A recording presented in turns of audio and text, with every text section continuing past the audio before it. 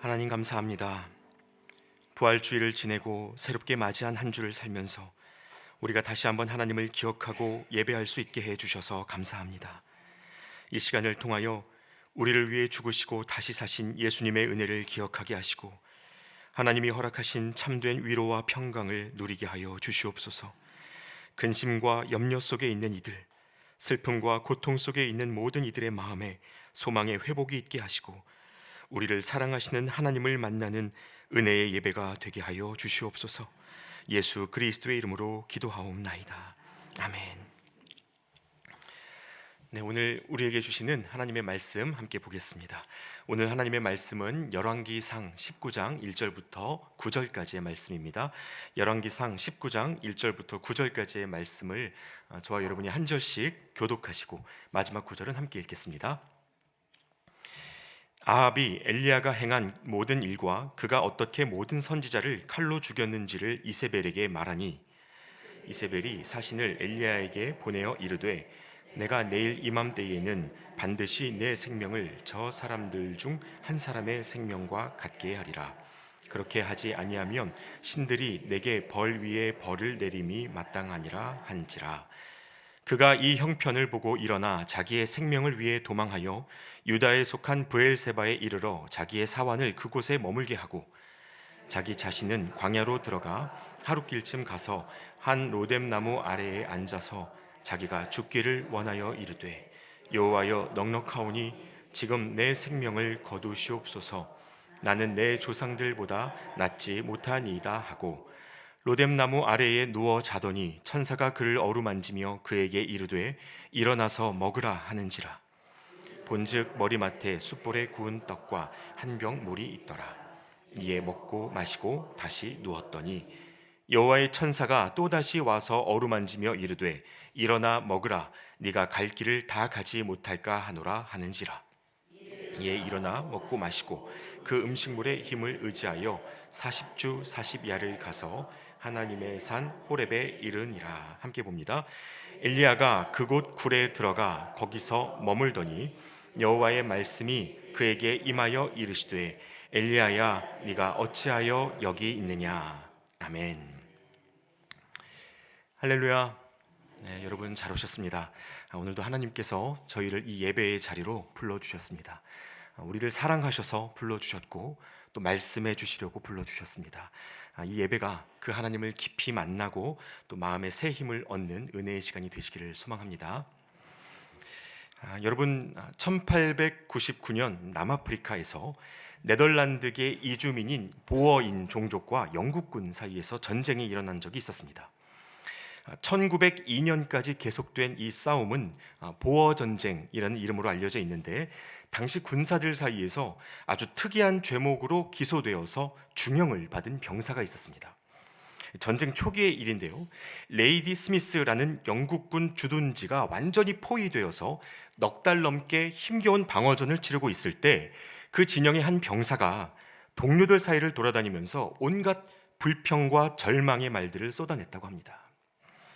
적들의 화력이 얼마나 압도적인지, 우리가 왜 여기서 전멸할 수밖에 없는지를 계속해서 얘기하면서 끊임없이 부정적인 정보를 퍼뜨린 것입니다. 아군에게 총을 쏜 것도 아니고 적군에게 정보를 빼돌린 것도 아니죠. 그러나 여러분, 그는 이 일로 군사 재판에 넘겨졌습니다. 그때의 죄목이 뭐였을까요? 당시 영국 군법에 명시되었던 죄목은 사기 저하 및 불안 조장, 이른바 낙심죄였습니다. 그 병사가 하는 말들이 군인들 모두를 한순간에 무기력해지도록 만들었다는 사실 때문에 그가 마땅히 재판의 대상이 되어야 한다는 국가적 동의가 있었다는 말입니다. 여러분, 이것이 낙심이 가진 힘입니다. 한 나라의 군대가 아무리 오랫동안 훈련을 하고 최첨단 무기로 무장을 해도 마음에 낙심이 들어가는 순간 그 모든 준비가 떨어지는 낙엽처럼 힘을 잃어버립니다. 그래서 존 버년이 쓴 철로 역정에는요, 이 낙심이 지닌 영향력에 대해서 등장인물들 간에 이런 대화가 담겨져 있습니다. 선생님, 이 길은 멸망의 도시로부터 떠나 좁은 문으로 가는 길이라고 들었는데 어째서 도중에 있는 이 수렁을 고치지 않습니까? 도움이 대답했습니다. 이 깊은 수렁은 고칠 수가 없는 곳입니다. 그래서 이곳을 낙심의 늪이라고 부르죠. 죄인들이 자신들의 절망적인 형편을 깨닫게 되었을 때 그들의 마음속에는 온갖 두려움과 의심과 절망들이 생겨납니다. 그런 것들이 모두 모여 흘러와 고여 있는 곳이 바로 여기입니다. 여러분, 그러니까 이 낙심이란 것이 마음의 모든 의심과 절망과 두려움들이 한데 섞여 고여 있는 늪과 같다는 것입니다. 그런데 여러분, 이러한 낙심은 성경에 등장하는 믿음의 사람들에게도 예외가 아니었습니다. 이스라엘이 사랑에 맞지 않는 모세는 자기 아들의 이름을 내가 타국에서 나그네가 되었다라는 뜻으로 게르솜이라고 짓기도 했고, 다윗은 시편에 지어놓은 자신의 노래들을 통해서 그의 우울감과 실망, 그 좌절과 낙담을 감추지 않고 드러냈습니다. 이 마음의 무너짐이 그들에게도 이상한 일이 아니었다는 것이죠. 그러나 여러분, 오늘 본문을 통해 만나는 이 사람의 낙심은 다른 어떤 사람의 것보다 특히 더 당황스럽습니다. 누구나 실망의 때를 만나고 좌절의 때를 맞이할 수 있죠. 그 자체가 이상하다고 할 수는 없습니다. 그러나 오늘 본문 속에 등장하는 이 사람은 바로 앞장인 18장에서 성경에서 가장 위대한 승리를 맛보았던 선지자, 바로 엘리야였습니다. 3년 6개월 동안이나 비가 내리지 않아서 나라가 망해가는 시점에서 과연 어떤 신이 그 땅에 비를 내릴 수 있을까? 이것을 가지고 850명의 이방 선지자들과 맞서서 홀로 싸운 인물입니다. 여러분, 이 싸움이 어떻게 끝났습니까? 잘 아시는 것처럼 바알의 선지자들이 자기 몸을 상하게 하면서 난리 법석을 해도 아무 일이 일어나지 않았습니다. 그러나 엘리야가 기도할 때 하나님이 일하시기 시작했죠. 여호와의 불이 내려서 제단을 두르고 있던 물까지 다 살라버리고 저 멀리에서부터 시작된 이 손바닥만한 구름이 결국 이스라엘 온 땅에 비를 내렸습니다. 그야말로 엄청난 승리입니다. 살면서 이런 기적을 한 번이라도 경험하면 평생 잊을 수 없는 간증이 되지 않겠습니까? 그런데 참 아이러니하게도 이 승리 직후에 엘리야는 도리어 완전한 절망에 빠져버렸습니다. 그 이유가 무엇인지 오늘 본문 2절 말씀에 보시면, 이세벨이 사신을 엘리야에게 보내어 이르되 내가 내일 이맘때에는 반드시 내 생명을 저 사람들 중 한 사람의 생명과 같게 하리라. 그렇게 하지 아니하면 신들이 내게 벌 위에 벌을 내림이 마땅하니라 한지라. 자, 여러분, 이 이세벨의 태도가 어떤지 보세요. 엘리야에게 갈멜산 전투는요, 선례를 찾아볼 수 없었던 승리였는데 이것이 정작 이세벨에게는 아무런 영향이 되지 않는 모습입니다. 1절 말씀에서 아합 왕이 분명히 아내에게 가서 하나님이 엘리야를 통해 하셨던 일들을 다 이야기했다고 되어 있지 않습니까? 엘리야가 어떻게 850명의 선지자들을 물리쳤는지를 이세벨에게 잘 말해줬다고 분명히 말씀이 기록하고 있습니다. 그런데 이세벨은 기가 죽지 않았습니다. 오히려 사신을 보내서 내일은 내가 널 없애버릴 차례라고 엘리야를 겁주기까지 하죠. 여러분, 바로 이런 상황 속에서 엘리야의 마음 안에 있었던 낙심이 고개를 들었습니다. 하나님을 의지해서 엄청난 승리를 거두었지만 정작 변해야 할 것들이 변하지 않으니까 이 정도면 바뀌는 게 있겠지 싶었는데 아무것도 변하지 않고 똑같으니까 말할 수 없는 무기력이 그를 덮친 것입니다. 여러분, 우리가 최선의 노력을 다하고 최대한의 헌신을 드려도 아무런 결과를 보지 못하면 그럴 때 우리는 마음의 심각한 무너짐을 경험합니다. 하나님을 붙들고 평생을 기도했는데 배우자와 아이들이 예수 믿는 데에 관심이 없고, 하나님이 허락하신 일이라고 믿고 모든 것을 쏟아서 끌어왔던 사업이 하루아침에 물거품이 되어버리기도 하죠. 그럴 때마다 하나님은 뭐 하는 분이냐고, 왜 널 그냥 두냐고 묻는 사람들이 옆에 꼭 나타나곤 합니다. 정말 하나님 잘 믿고 살아왔는데 그 결과가 고작 이건가? 엘리야의 마음이 바로 이런 상태였던 것입니다. 그래서 어떻게 합니까? 3절 말씀에 그가 이 형편을 보고 일어나 자기의 생명을 위해 도망하여 유다에 속한 브엘세바에 이르러 자기의 사환을 그곳에 머물게 하고, 자기의 생명을 위해 도망하여, 즉 살기 위해서 도망을 치는데 남유다의 브엘세바까지 내려갑니다. 여러분, 이 브엘세바는요 그야말로 땅끝입니다. 그런데 거기도 끝이 아닙니다. 다음 구절에 보시면 자기 자신은 광야로 들어가 하룻길쯤 가서 한 로뎀나무 아래에 앉아서 자기가 죽기를 원하여 이르되, 여호와여 넉넉하오니 지금 내 생명을 거두시옵소서. 나는 내 조상들보다 낫지 못하니이다. 여러분, 브엘세바로 내려갔던 엘리야가 광야로 들어가고 거기서 하룻길을 더 가서 로뎀나무 밑에 앉았습니다. 도망칠 수 있는 만큼 끝까지 도망치고 결국 피한 곳이 나무 아래였습니다. 사실 여러분, 여기에서 로뎀나무는요, 흔히들 상상하시는 것처럼 그늘을 만들어 줄 만큼 큰 나무가 아닙니다. 사진을 보시면요, 바로 저 사막 위에 올라와 있는 저 덤불 같은 것들이 로뎀나무입니다. 그러니까 살고 싶어서 도망친 엘리야의 길은 결국 그늘 하나 내어줄 수 없는 나무 덩굴 밑에서 끝났다는 것입니다. 게다가 여러분, 지금 이 본문의 뉘앙스를 보시면요, 멈추고 싶어서 멈춘 게 아닙니다. 더 걸을 만한 힘이 없어서, 힘이 다 빠져버렸기 때문에 멈출 수밖에 없었던 것이죠. 이제는 집으로 돌아갈 수도 없고 더 도망갈 수도 없는 상태가 됐습니다. 그래서 이때 엘리야가 드리는 그 기도의 내용이요, 조금 전 함께 읽으신 구절의 끝에 적힌 대로 여호와여 넉넉하오니 지금 내 생명을 거두시옵소서. 나는 내 조상들보다 낫지 못합니다. 더 이상 이렇게는 못 살겠다 기도하는 때까지 간 겁니다. 원하지 않는 삶을 그대로 방치하시는 하나님 앞에서 낙심하고 실망하고, 그래서 자기 삶을 통째로 부정하다가 이럴 거면 차라리 내 생명을 거두어 달라는 기도까지 하게 된 것입니다. 여러분, 지금 이 엘리야의 기도가 여러분은 어떻게 보이십니까? 어떤 분들은 그의 인간적인 모습이 안쓰럽게 느껴지실 수도 있고요, 또 어떤 분들은 하나님 믿는다는 선지자가 이 정도밖에 안 되나라는 생각을 하실 수도 있습니다. 그런데 여러분, 이것이 사람의 민낯입니다. 엘리야만의 이야기가 아닙니다. 적당히 먹고 살만하고 그럭저럭 삶이 흘러갈 때는 잘 드러나지 않지만 막다른 길에 다다르게 되면 누구에게서나 동일하게 나타날 수 있는 모습이라는 말입니다. 자, 그럼 여러분, 만일 우리가 이런 상황을 맞이하게 된다면 그때는 어떻게 해야 되겠습니까? 그 마음을 어떻게 다뤄야 할까요? 엘리야가 그랬던 것처럼 끝까지 도망치다가 차라리 이 생명을 거두어 달라고 기도하면 되겠습니까? 아닙니다. 여러분, 마음에 낙심이 찾아와서 더 이상 피할 곳이 없다 싶을 때 우리가 반드시 기억해야 할 것이 있습니다. 자, 먼저는 삶의 상황과 감정을 구분하라는 것입니다. 엘리야는 오늘 3절 말씀에서 그 형편을 보고 일어나서 도망치기 시작했다라고 되어 있습니다.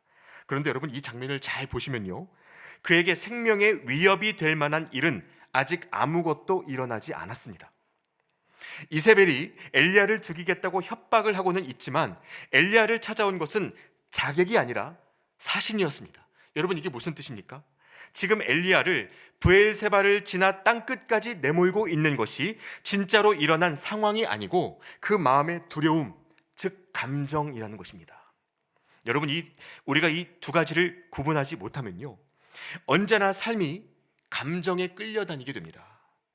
일어나지도 않은 일들에 대한 불안과 두려움 때문에 결정이 성급해지고 하나님 앞에 멈추어 서지를 못합니다. 말씀이나 비전을 따라서 사는 것이 아니라 어떻게 하면 내가 이 일을 피할 수 있을까? 어떻게 하면 도태되지 않고 살아남을 수 있을까? 온통 그 생각에 사로잡혀 사는 것입니다. 왜 해야 되는지도 모르고 기쁨이 있는 것도 아닌데 그냥 친구들이 다 하니까, 남들 다 그렇게 사니까 안 하면 무서워서 하는 일들이 우리 삶에 얼마나 많은지 모릅니다. 그러나 여러분, 속지 않으시길 바랍니다. 우리의 감정은 우리가 처한 상황을 정확하게 말해주지 않습니다. 마음에는 여러 가지 감정들이 매 순간 자동적으로 올라오지만 지금 나는 어떤 상황 속에 있는가, 그리고 이때 하나님이 기뻐하시는 마음의 반응은 무엇인가, 여러분, 이것을 다시 한번 생각하면서 감정의 방향을 능동적으로 결정하실 수 있어야 합니다. 이러한 연습이 지금 내가 어디에 있어야 하는지를 분명히 보게 하는 중요한 습관이 된다는 것입니다. 자, 그리고 여기에 이어서 여러분, 우리가 낙심 가운데 반드시 기억해야 할 두 번째 것은 여전히 하나님이 일하고 계신다는 사실입니다. 오늘 본문 속에서 엘리야가 도망을 치고 여기까지 오는 동안에 사실 하나님의 개입은 전혀 보이질 않습니다. 엘리야가 그렇게 먼 길을 달려왔는데 체력이 다 바닥나 버릴 때까지 멈추지를 않았는데 그때까지 하나님이 무엇을 하시는지가 보이지 않습니다. 중간중간에 길을 알려주신다거나 로뎀나무 대신 크고 쉴만한 나무를 준비해 주신다거나 그런 게 없습니다. 어쩌면 엘리야의 낙심이 영적인 눈을 가리고 있었는지도 모르죠. 그런데 엘리야가 쓰러져 잠들고 나자 그때부터 하나님의 일하심이 보이기 시작합니다. 5절 말씀을 보시면요, 로뎀나무 아래에 누워 자더니 천사가 그를 어루만지며 그에게 이르되 일어나서 먹으라 하는지라. 자, 쓰러져 자고 있는 엘리야를 하나님의 천사가 와서 토닥이면서 깨우죠. 일어나 보니까 잠들어 있었던 사이에 천사가 음식을 준비해 놓고 어서 밥을 먹으라고 이야기했다는 것입니다. 그래서 6절 말씀에 보시면 본즉 머리맡에 숯불에 구운 떡과 한 병 물이 있더라. 이에 먹고 마시고 다시 누웠더니 라고 되어 있습니다. 여러분, 이 말씀 속 장면을 한번 상상해 보시면 좋겠습니다. 차라리 나를 죽여달라고 광야까지 와서 성을 내던 엘리야가 지쳐서 잠들었을 때 그 사이 천사가 와서 숯불을 피우고 거기에 떡을 구웠습니다. 그리고 일어나서 밥을 먹으라고 토닥여줬는데 엘리야가 잠깐 일어나서 먹고 마시더니 또다시 잠에 들어버렸습니다. 여러분, 우리는 여기에서 도망치는 엘리야를 위해서 하나님이 하신 일이 무엇인지를 확인하게 됩니다. 천사를 보내시고 숯불을 피우고 떡을 구워서 먹도록 하신 것이 하나님이셨습니다. 엘리야가 거기서 쓰러지지 않도록 다시 힘을 낼 수 있도록 돌보시고 먹이시는 아버지의 모습이죠. 자, 그런데 여러분, 이러한 하나님의 일이 여러분은 어떻게 느껴지십니까? 정말로 은혜로운 돌봄이라고 여겨지십니까? 우리가 뜻대로 되지 않는 고단한 삶에 지치고 두려움을 느끼며 낙심했을 때 더 이상은 이렇게 살고 싶지 않으니 차라리 생명을 거두어 가달라고 그런 마음으로 기도하다가 쓰러졌을 때 하나님의 천사가 나타나서 여러분에게 밥을 한 끼 지어준다면 어떤 마음이 드시겠습니까? 저라면요, 정말 여러 가지 복잡한 심정이 들 것 같습니다. 하나님의 손길이 감사해서 눈물이 나기도 하겠죠. 왜 이제서야 나타나시냐고 묻게 되기도 할 것입니다. 그런데 그렇다고 해서 질문이 끝나지는 않을 것 같습니다. 여러분, 엘리야가 왜 도망치고 있는지 하나님이 아시지 않습니까? 엘리야가 기다리고 있는 일이 무엇인지 하나님이 모르실 리가 없습니다. 솔직하게 말하자면요, 엘리야는 지금 먹을 것이 없어서 도망치는 게 아닙니다. 하다못해 하나님의 천사가 눈앞에 찾아와서 숯불을 피우면 떡이나 물 한 컵 정도가 아니라 다른 것 더 든든하게 채워주셔야 되는 것 아닙니까? 천사 입장에서 생각해 봐도요, 하나님의 명령이 야, 가서 밥 한 끼 해주고 와라, 이런 명령이었다는 것이 조금은 민망하게 느껴지지 않았을까 하는 인간적인 생각마저 듭니다. 여러분, 저는 그래서 이 밥을 받아먹고 또다시 잠들어 버리는 엘리야의 모습이 너무나 현실적으로 느껴집니다. 밥을 먹기는 했어도 달라진 건 전혀 없지 않습니까? 몸에 힘이 좀 난다고 해서 다시 돌아갈 수 있는 상황이 전혀 아닙니다. 그래서 말씀해 보시면 천사가 또 깨우죠. 여호와의 천사가 또다시 와서 어루만지며 이르되 일어나 먹으라. 네가 갈 길을 다 가지 못할까 하노라 하는지라. 결국 여러분, 천사의 강권을 받은 엘리야가 다시 일어나서 밥을 먹고 이제는 그 힘으로 40일을 가서 하나님의 산 호렙에 도착합니다. 그리고는 동굴로 들어가 버리죠. 그는 여전히 도망 중인 것입니다. 여러분, 이것이 우리가 하나님의 일 앞에서 헤매게 되는 어쩌면 가장 큰 이유입니다. 우리는 천사를 보내셔서 밥 한 끼 지어주시고 힘내라고 화이팅 하시는 하나님을 용납하기가 어렵습니다. 사실 이런 정도의 응답은 우리가 하나님께 기대하는 수준과 너무 다르지 않습니까? 하나님이 능력이 없는 분이시라면 차라리 기대도 하지 않을 텐데 엘리야는 불과 얼마 전 하나님이 바알의 선지자 850명을 상대로 얼마나 놀라운 일들을 벌이시는지 현장에서 자기 눈으로 경험했던 사람입니다. 그런데 그렇게 전지전능하신 분이 떡을 진수성찬으로 바꿔 주시지도 않고 로뎀 나무를 크고 쉴만한 나무로 바꿔 주시지도 않았습니다. 이세벨을 내가 당장 가만두지 않을 테니 너는 걱정 말고 돌아가라. 이렇게 엘리야가 듣고 싶은 얘기를 해주신 것도 아니었습니다. 여러분, 그래서 저는 이 엘리야의 모습을 보면서 예수님이 십자가에 돌아가신 직후에 무기력한 모습으로 숨어버렸던 제자들의 모습을 떠올리게 됩니다. 3년간 온갖 질병을 고쳐주시고 죽은 사람까지 살려주셨던 분이 세상 초라한 모습으로 십자가를 지시고 힘 한 번 써보지 못한 채 못 박히셨을 때 그 제자들이 겪었을 마음의 충격과 상심이, 그 낙심이 얼마나 컸을지 상상도 되지 않습니다. 가룟 유다가 스스로 목숨을 끊게 된 것도 결국 이 무기력하게 죽어버린 그리스도에 대한 실망 때문이라고 말하기도 하죠. 그래서 예수님이 부활하셨을 때 이제는 하나님이 뭔가 완벽한 역전을 보여주시지 않을까, 제자들은 다시 그런 기대를 했습니다.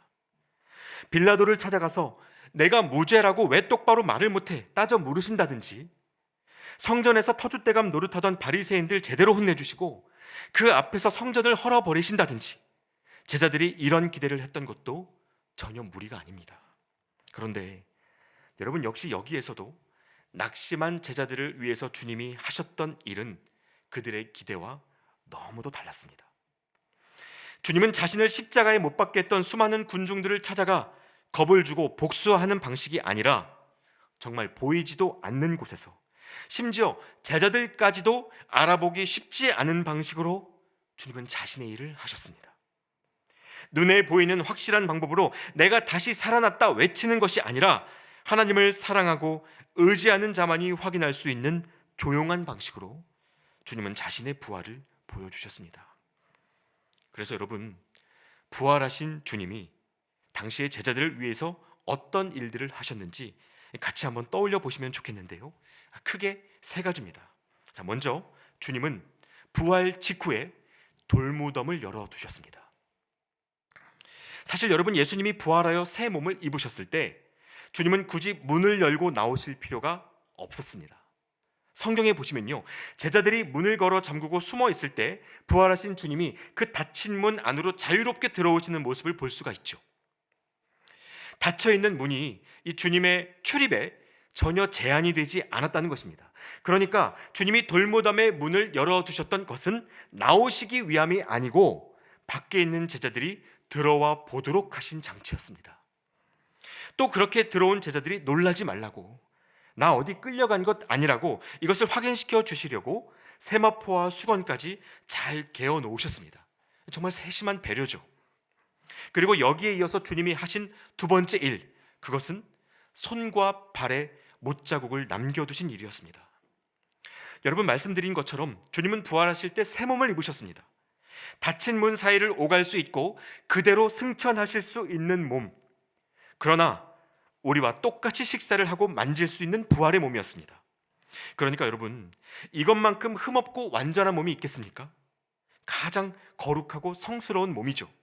그런데 그 완전한 상태의 몸에 주님은 못과 창에 찔린 상처를 지우지 않기로 결정하셨습니다. 다 그냥 두셨습니다. 왜일까요? 알아보라는 것이죠. 낙심하고 상심한 제자들이 주님의 부활을 알아보라고 지와 마땅해 보이는 상처들을 남겨두시고 그것으로 제자들의 믿음을 도우셨습니다. 자, 그리고 마지막으로 주님은 부활하신 후에 제자들을 떠나지 않고 40일간 이 땅에 더 머무셨습니다. 낙심하여 흩어진 제자들을 하나하나 찾아가셔서 그들과 먹을 것을 나누며 자신의 부활을 확인시켜 주셨습니다. 여러분, 이때 제자들은 예수님과 식사를 할 때마다 십자가에 죽으시기 전날 밤 그 마지막 식사를 떠올리게 됐을 것입니다. 이것은 너희를 위하여 찢기는 나의 몸이다. 이 잔은 내 피로 세운 새 언약이다. 이 떡을 먹고 이 잔을 마실 때마다 나를 기억하며 살아가라 말씀하셨던 그 장면이 생각났을 겁니다. 그래서 여러분, 일어나서 먹으라는 주님의 초청은 이제 그들이 무엇을 위해서 살아가야 하는지 다시 한번 일깨우는 비전의 시작이 됐습니다. 그렇게 교회가 시작된 것입니다. 여러분, 이것이 하나님이 우리를 위해 일하시고 위로하시는 방식입니다. 왜 더 드러내시지 않는지, 왜 이렇게 조용하고 보이지 않는 방식으로 일하시는지 다 이해가 되지는 않습니다. 그러나 주님은 이렇게 우리가 넘어져 있는 그 자리마다 하나님의 흔적들을 남겨두십니다. 하나님의 침묵이 서럽고 그분이 잘 느껴지지도 않아서 내가 이렇게 살아서 뭐하나 싶은 순간들을 만나기도 하지만, 그런 우리를 위해서 하나님의 일이 여전히 이루어지고 있다는 것입니다. 그래서 오늘 본문 열왕기상 19장에 보시면요, 호렙산 동굴 속에 들어가 숨어있던 엘리야에게도 결국 하나님이 자신을 드러내시는 때가 오는데요, 11절 이하의 말씀에 이렇게 기록하고 있습니다. 여호와께서 이르시되 너는 나가서 여호와 앞에서 산에 서라 하시더니 여호와께서 지나가시는데 여호와 앞에 크고 강한 바람이 산을 가르고 바위를 부수나 바람 가운데에 여호와께서 계시지 아니하며 바람 후에 지진이 있으나 지진 가운데에도 여호와께서 계시지 아니하며 또 지진 후에 불이 있으나 불 가운데에도 여호와께서 계시지 아니하더니 불 후에 세미한 소리가 있는지라. 여러분, 여기 숨어있는 엘리야에게 하나님이 자신을 보여주실 때 바위를 부술 정도로 강하고 급한 바람을 먼저 보내주시고 그 다음에는 지진, 또 그 다음에는 불을 보여주셨습니다. 하나님이 계시지 않은 것들을 의도적으로 먼저 보여주신 것입니다. 이유가 뭐겠습니까? 여기에서 강한 바람, 지진, 불, 여러분, 이러한 에너지는 예나 지금이나 하나님께 잘 어울린다고 생각하는 그분의 힘을 드러내기에 가장 적합하다고 여겨지는 것들입니다. 강력한 역사, 초월적인 능력, 대박, 한방, 역전, 사람들이 하나님에게 기대할 법한 그 모든 것들입니다. 그러니까 하나님이 이것들을 굳이 먼저 등장시키신 이유는 나는 그 안에 있지 않다라는 것을 가르치고자 하셨던 것입니다. 하나님은 이렇게 일하셔야 한다라는 엘리야의 기대를 깨뜨리시고 나는 너희가 원하는 방식대로, 너희의 생각대로 일하는 하나님이 아니다. 나는 네가 알지 못하는 크고 비밀한 방식으로 지금도 쉬지 않는 하나님이다 말씀하신 것입니다. 여러분, 이 하나님을 끝까지 신뢰하시고 그분의 방법을 인정하실 수 있길 바랍니다. 하나님은 위대한 승리의 갈멜산이 아니라 이 비참한 처지의 호렙산, 오래전 출애굽을 시작한 이스라엘 백성들에게 처음 말씀이 주어졌던 바로 그곳에서 세미한 음성을 통해서 자신을 보여주셨습니다. 사람들이 좋아하는 동화 속에서는요, 주인공이 역전의 승리를 이루고 나면 거기서 곧바로 이야기를 끝내죠. 그들이 아주 오래오래 행복하게 잘 살았습니다 라는 말로 급히 결론을 내버립니다. 우리에게 이런 것들이 아주 익숙한 이야기입니다. 그러나 여러분, 하나님의 일은 거기에서부터 다시 시작입니다. 엘리야는 갈멜산의 승리가 곧바로 영적인 부흥으로 연결될 거라고 믿었던 전망이 수포로 돌아갔을 때 더 이상 할 수 있는 일이 없다고 느꼈고, 아무리 말씀을 붙들고 살아가 봤자 결국 달라질 게 없다고 체념하게 됐지만 하나님은 아니다, 아직도 네가 가야 할 길이 있다 말씀하셨습니다. 그리고 바알에게 무릎 꿇지 않은 사람들이 이스라엘 땅에 7,000명이나 남아있다는 사실을 깨닫게 하셨습니다. 그러므로 여러분, 하나님이 끝내시지 않으면 아직 끝난 게 아닙니다. 요란하지 않아도, 강력하지 않아도 한 끼 밥을 먹이시며 어루만져 주시는 그 사소한 하나님의 손길에 우리가 알지 못하는 영광의 부르심이 담겨 있습니다. 사람들이 알아채지 못하고 관심 갖지 않는 너무 작은 일들이어서 그렇게 사는 삶에 무슨 의미가 남아있나 하는 생각이 드실 수도 있지만, 여러분, 우리의 마음이 무너진 자리마다 여전히 일하고 계시는 하나님의 흔적이 있다는 사실을 기억하시길 바랍니다. 그래서 낙심의 삶을 내어주는 것이 아니라 하나님께 다시 삶을 내어드리며 걸어가실 수 있기를 바랍니다. 우리가 그 세밀한 음성에 주목할 수 있다면 하나님은 우리의 무너진 마음을 다시 붙들어 주시고 별 볼 일 없어 보이는 매일의 일상까지도 수많은 사람들을 살리는 부활의 증거로 사용해 주실 것입니다. 이제 함께 찬양하고 기도하는 시간을 갖겠습니다. 주신 말씀을 기억하면서 주 은혜임을 이라는 찬양 드리게 될 텐데요, 이 노래의 가사를 우리의 고백으로 하나님 앞에 함께 올려드리겠습니다.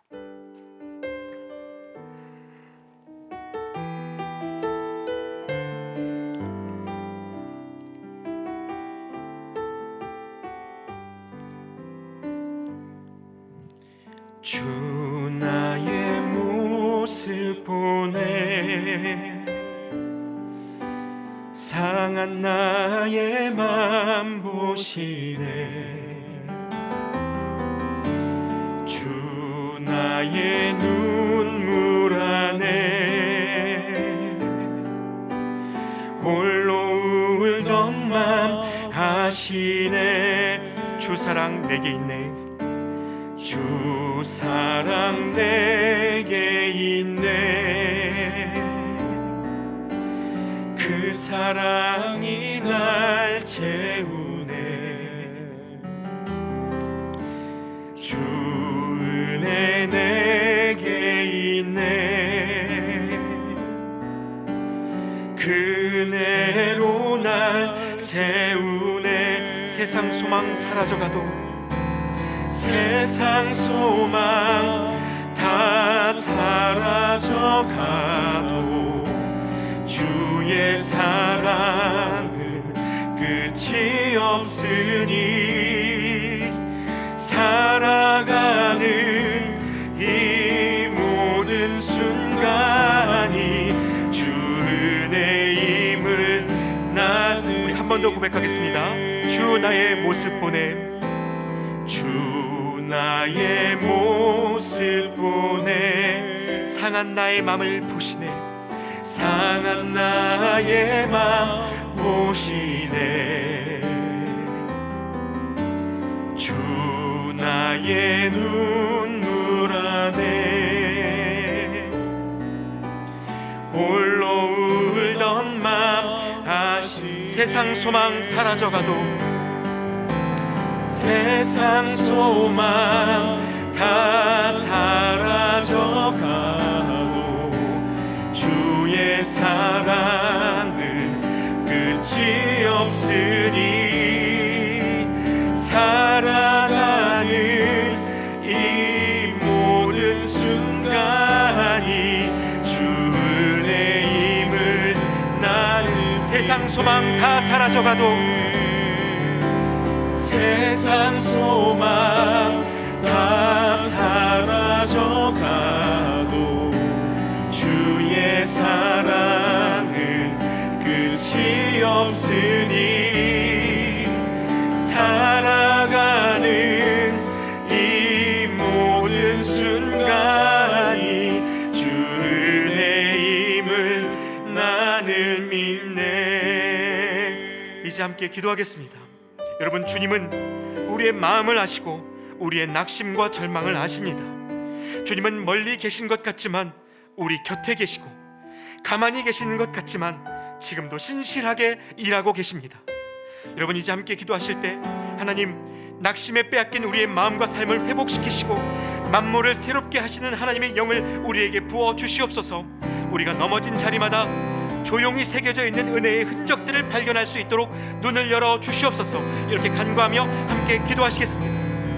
하나님을 따라가기 위해서 우리가 드리는 헌신이, 그 열심이 아무런 열매를 보이지 못할 때 우리 안에 찾아오는 무기력이 있고 힘겨움이 있습니다. 하나님을 믿는다 하면서도 이해할 수 없는 삶의 무거움들을 어떻게 감당해야 할지 막막할 때가 있습니다. 주님, 그리스도인으로서의 행복과 승리를 다 맛보기도 전에 찾아오는 이 인생의 허탈감과 두려움과 절망 속에 여전히 우리를 격려하시고 먹이시고 일으키시는 하나님의 손길이 있음을 기억하고 바라보게 하여 주시옵소서.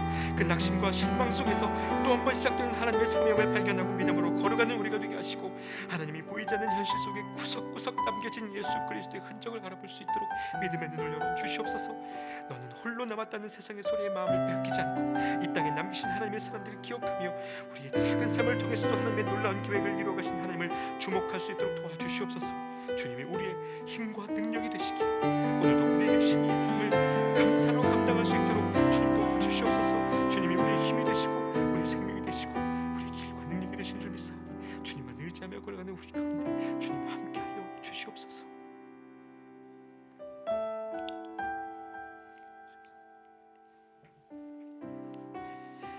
하나님 감사합니다. 오늘도 주님의 말씀을 들으며 절망과 두려움 속에서도 우리를 돌보시고 먹이시는 하나님의 손길을 기억하게 해주셔서 감사합니다. 우리는 아직도 연약하여 삶의 형편을 보고 나 자신을 보느라 도망치고 쓰러지지만 그런 우리에게 오셔서 힘주시고 일으키시는 하나님이 계시기에 또 한 번 힘을 내어 믿음의 걸음을 걸어갑니다. 주님, 세상이 알아보지 못한다고 해도 일상 속에 새겨져 있는 하나님의 흔적들을 우리가 날마다 발견하게 하여 주시옵소서. 그리하여 주님이 주시는 생명의 밥을 먹고 하나님의 부름을 따라 또 한 걸음 걸어 나가는 우리 모두가 되게 하여 주시옵소서. 끝에서 시작을 보이시고 죽음 속에 부활을 이루시는 우리 주 예수 그리스도의 이름으로 기도하옵나이다.